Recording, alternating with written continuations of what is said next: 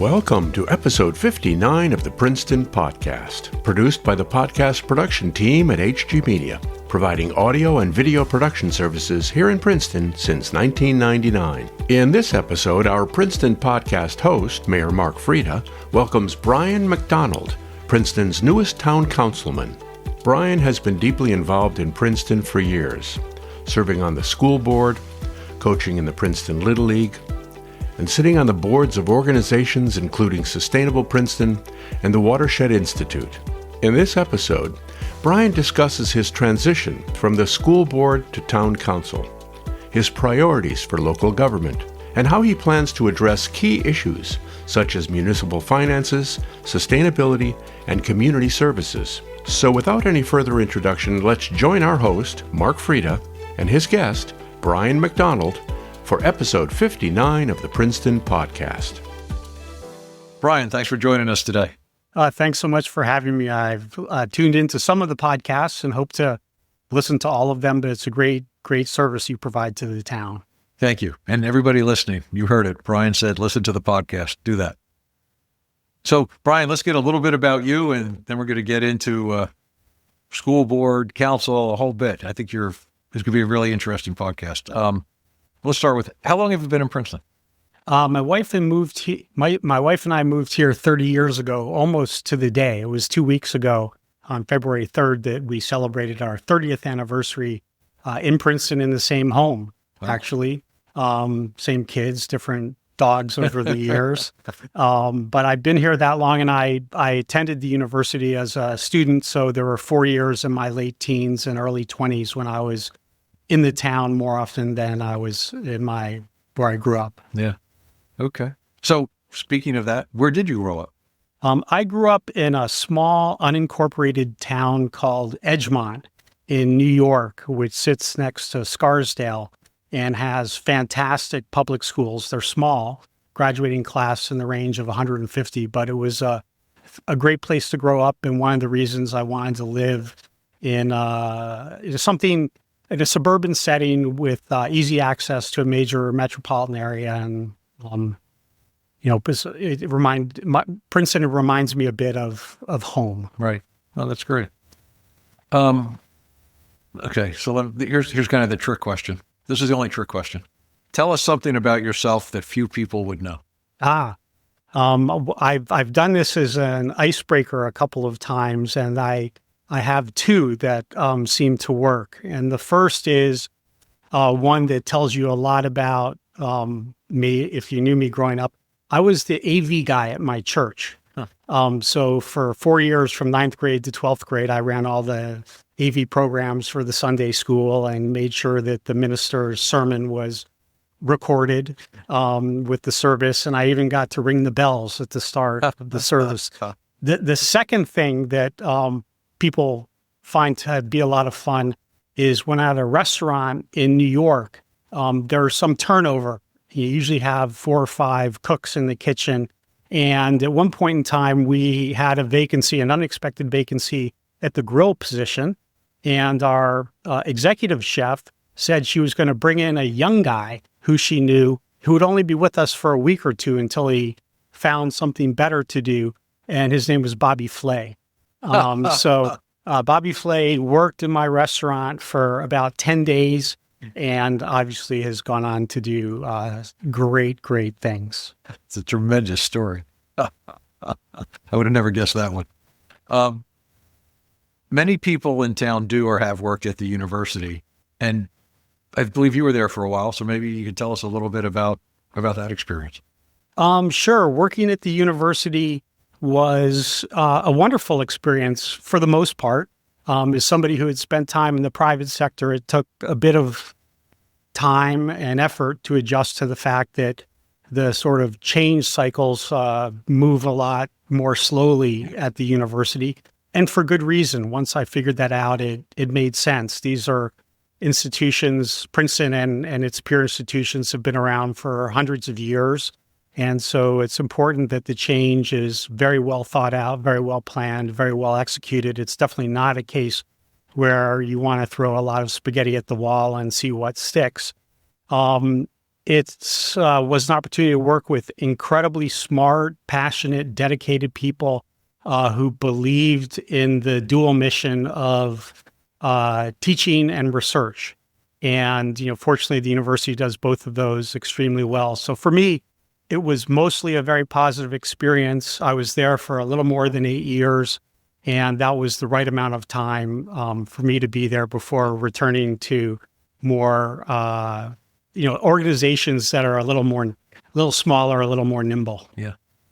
All right. So that leads me, to my next question is, I believe you also have had a lot of nonprofit experience. So maybe you could share that with us. Sure.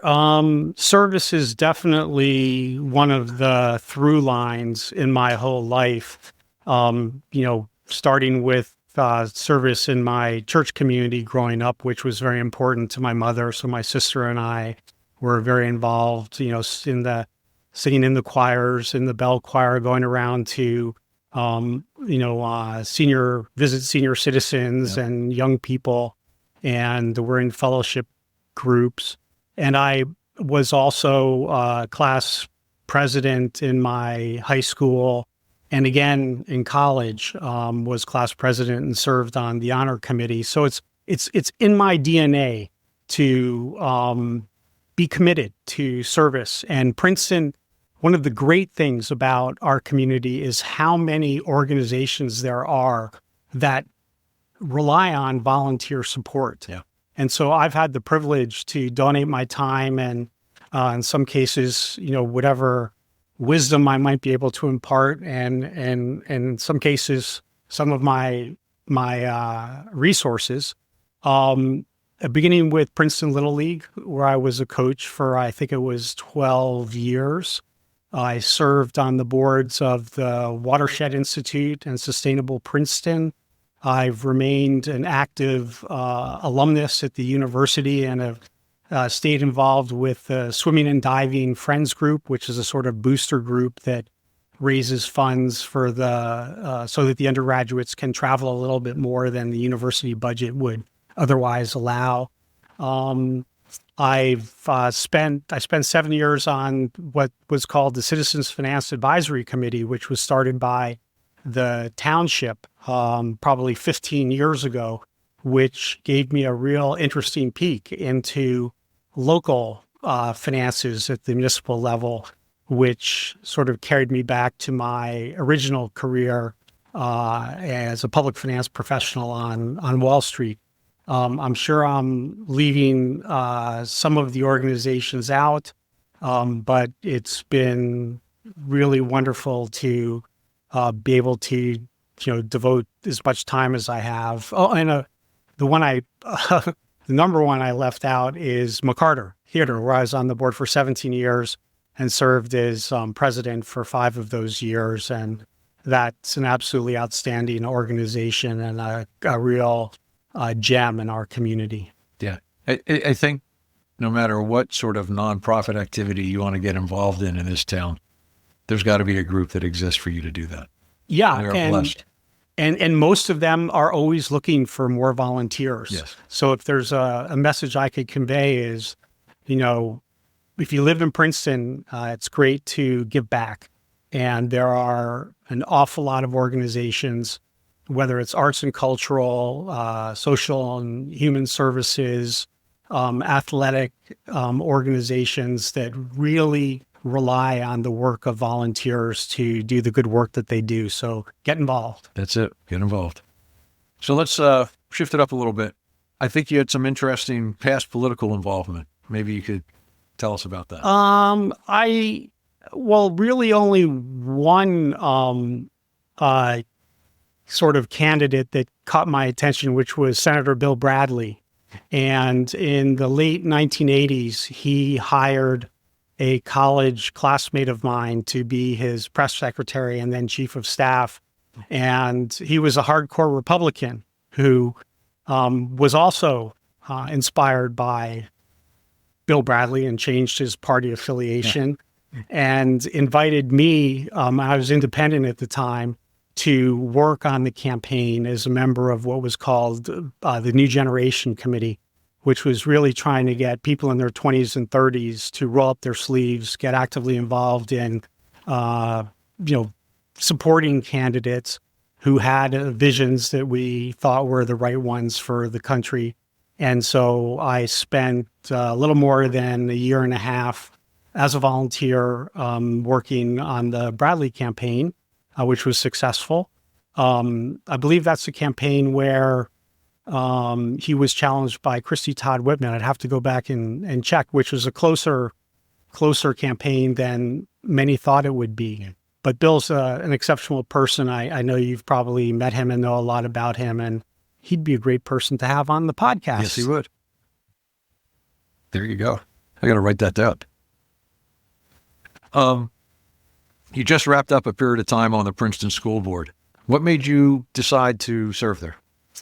Well, my wife, who is also a remarkable volunteer in our community, had been the school parent. She had served on the PTOs at the elementary school, the middle school, and the high school, usually in leadership positions. And when in 2017 and 18, when the school board was contemplating a referendum that at one point they had identified $300 million of needs, which were scaled back to $180 million. And then the first public number that was released was $137 million of critical needs. And I was asked to be part of a focus group. And it became very apparent to me that there were opportunities to improve the work of the schools in certain areas. And I felt that my background in finance, my experience with planning, both financial planning, facilities planning, strategic planning, and people planning, would be valuable. And I had served on the facilities planning group at the university when I was in the president's cabinet there. And so I felt that, those were the four areas where I could see myself doing really good work. And I'd been asked to serve on the school board a number of times and had declined. And now it seemed to make sense because the time was right for me. And I thought my skills could be put to good use. And I think they were. Yeah. Yeah. Well, it's great when somebody from the community that has needed experience and knowledge steps up and says, here, let me be part of whatever the group is, the school board, a nonprofit or whatever, and lends that service. Yeah, or even our town council. Oh, that too. How long were you on the school board? I was on for 2 terms, so that's 6 years, and campaigned for 4 or 5 months before that and was involved that prior year in the focus groups on the referendum, and I started paying close attention, but 6 years. Yeah. Okay. It's a good amount of time. What were some of the different positions? The school board members, I guess, all have different positions when they're on the board. So I served on every committee but one. I served on the finance committee, the facilities committee, and then those two were combined into an operations committee, and I chaired or co-chaired each of those committees. I served on the long-term planning committee and co-chaired that, the negotiations committee, where we work with our unions, our associations, to try to get fair contracts with wonderful people who work for our public schools. The personnel committee, the policy committee, the equity committee, and I think that's it. At one point in time, I was an alternate to the student achievement committee. That's the only committee I didn't serve on full time during my 6 years. And there were exceptional board members on that committee, so I don't feel that I was missed. There you go. Good to hear. Any specific things from your school board experience that you either enjoyed the most or felt were the most impactful? Well, I guess it's important to know that it's 10 individuals, 9 from Princeton, 1 from Cranberry, who really, if things are working well, we're all rowing together. That doesn't mean that everybody pulls as hard on their oar or that at every single time we all want to head in the same direction. But it's good if we sort of agree that we need to work together, and we need to do that in a way where we respect each other, whether we agree or disagree. And so things that I think I contributed a lot, but the credit really goes to the full board in every major decision. And usually those decisions come at the recommendation of the superintendent, which is a very important and powerful position in our public schools. But the 4 things I said I thought I would do, I think I did. Our finances were strengthened while I was on the school board. Our maintenance of facilities was accelerated, and through multiple referenda, we had a chance to update facilities that were aging. The high school is 2 years away from celebrating its centennial, believe it or not. And parts of it were there in 1927 and haven't changed very much, while teaching and learning have changed quite a bit. Our governance was strengthened, and our planning is really, really good now. And again, I give credit to all of the board members who I served with and to the senior staff who do so much heavy lifting every day for the benefit of our school children and our community. Yeah. Well, which is good to hear. And I think any elected body, whether it's the school board, a governing body for a town like ours or any other town, if everybody works together, respects each other, listens to each other, listens to the staff, then, if you've put all that together in the right mix, a lot can be achieved. It can be achieved, especially through sustained effort. And it helps to be patient, because everybody has their ideas about directions that we might head in. And you can't head in all directions simultaneously. So it's important to work collegially and collaboratively, and understand that personal areas of focus may take time to get to. Yeah. It's a good lesson. So January of last year, you announced that you would run for a seat on the Princeton Town Council. How did that decision come about? Well, like the school board, I guess because of my activity in town, I had been asked on several occasions to consider running for first township committee. I live in the old township, and then the combined council. And when Liz Lempert announced that she would not be seeking a third term as mayor, there were some people who suggested I run for mayor, and that's when we first got to know each other. Yeah, you and I talked about that. Yeah, and the conclusion was we only need one really good mayor, and you were, somebody I was eager to see in that position. But I was finishing my second term on the school board. I'd gone through 5 years, and I knew that I had done what I set out to do. And as you look at my sort of record of service, I do a lot of things for 6 years. And so 2 terms on the school board. I'd done 6 years on Sustainable Princeton, 6 years with the Watershed Institute. McCarter was anomalous, and it was 17 years. But it felt like a time for me to do something else. And when Eve Niedergang announced that she was not going to seek re-election, a number of people suggested this was the time, and that my skill set is one that would help, round out council. My background in finance would be something that would be good to have represented on council. And it, again, took me back to my roots of my first job in public finance. And so I talked to a lot of community members and talked to you, talked to some members of the council, all of whom were very supportive. And I decided to run. And I'm glad I did. And I'm glad I'm serving the community as a council member now. Yeah, I agree. I'm very happy that you made the decision, and happy that you joined us. How did your family feel about you considering to run for a council seat? Well, I was worried about that because my wife especially has been incredibly supportive and incredibly patient with my large number of sort of volunteer service commitments over the years. And I think that we were both thinking that after the school board, I would start to do less and spend more time doing things that people are supposed to do as they age. And I asked her, and I was a little nervous when I asked her how she would feel if I ran. And she was very supportive. And she always has been very supportive. And she was supportive again in this case. and didn't even tie me to a time limit. But she does remind me that there are other things we can be doing as we grow older. And so one of the commitments I made is we would try to do a couple of trips each year, and we're trying to schedule those. Yeah. It's interesting because it takes a lot of time. Well, the school board took a lot of time. The town council takes a lot of time. So trying to find that balance between your family life and this, it's important to do, but it's hard to do.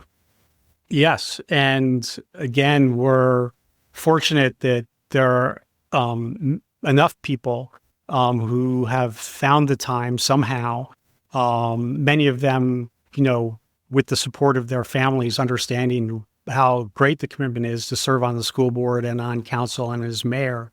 But it is a lot of time. There's an awful lot of information. There's a lot to learn and a lot of listening to the concerns of Princeton residents who are smart, passionate, and well-spoken, and will let you know how they're feeling. I hadn't noticed that. So do you have any early reactions to now being a member of the council? I mean, you're in a couple months now. And well, it's more different than the school board than I thought it would be. It's a much bigger portfolio of issues that we're considering at any given time. There are issues that impact all of our residents and taxpayers, whereas with the schools, while there's a benefit to the entire community, we're really focused on the approximately 4,000 students and their families who are in our public schools. And I've learned that there are 7 very independent voices with diverse perspectives. And it's a group that is happy to share their perspectives. And so it's been different. It's been really great. I'm getting to know the 5 other members of the governing body, and obviously getting to spend more time with you and learn how you see the world from the mayor's seat. But I think I'm off to a good start, and I'm definitely learning a lot, have a lot to learn, and a lot of listening I still need to do. Yeah. I think the listening is the key part. And it's, when I go out and talk to groups around town, I try to impress upon them that listening is the key skill, and listening to actually hear people is the most important skill I think that any of us need to further develop, or hang on to, however you fit in there. Yeah, absolutely. I think it's often referred to as active listening, where it requires a level of attention and commitment to the conversation that is more than just, sitting there nodding one's head and saying, "I hear you." Yeah. And I mean, you need to pay attention to what people are saying, and make sure you take the time to understand exactly what the message is, ask questions, and not be afraid to ask questions to people so that you do know where they're coming from. Anyway, any specific areas or topics? Now, I know you just, like we just said, you've only been on council for a short time. I mean, we got a ways to go. But any specific areas or topics that have come up that you're saying, boy, maybe I'm kind of interested in those over some others, or? Well, I'm interested in just about everything that the town does. If I had to single out a few of them, I think I'd start with the service delivery, especially the question of how we deliver services to our most vulnerable residents, our immigrants, our seniors, our children, and our housing, food, and financially insecure citizens. That I really think that if we can do that well, that's the first place to start. The second thing I would note is I'm very interested in our finances, and I appreciate from my work on the school board and my work years back on the Finance Advisory Committee that we're pretty efficient in the delivery of services here in Princeton, and we deliver a high number of services at a very high level. Yes. And I'm not sure that our community really appreciates just how many and how excellent the services are. But we need to hold the line on taxes. And we really, I'll be fighting to make sure we don't increase taxes at a rate faster than family incomes are growing, or that the inflation rate. And then lastly, I would single out sustainability. And that's been a passion of mine. And I think that with the global challenge of climate change, the idea of think globally and act locally is very much at work. And I hope to be a strong voice for our efforts in the realm of sustainability, which Eve Niedergang had really been a passionate supporter of. Yeah. Yeah. And I think it's interesting, like from where I sit as mayor, you're on the finance committee. The finance committee does certain things with our CFO and our administrator. I do certain things with our CFO and our administrator. But putting all our efforts together as we're going through our budgets now, I think we have seen that our departments are very responsible when they come in with their budget request. But still, we have very sharp pencils, and we have used the erasers on those pencils also to take some items out of operating budget. I know the capital budget that was first proposed versus the capital budget that we will present at some point in the near future is very different. So, behind the scenes, I don't know that people understand all the time and effort spent by both staff, the elected officials, to try to control all of that as much as possible, but still provide all those services. And I think people have become so accustomed to our services that I don't know if taking them for granted is the right way to say it, but they're just so used to them. Doesn't this happen everywhere? And the answer is no. A lot of services you get in Princeton don't happen everywhere. No, I think, just to name a couple, I think we have one of the best libraries in the country, especially for a community of our size.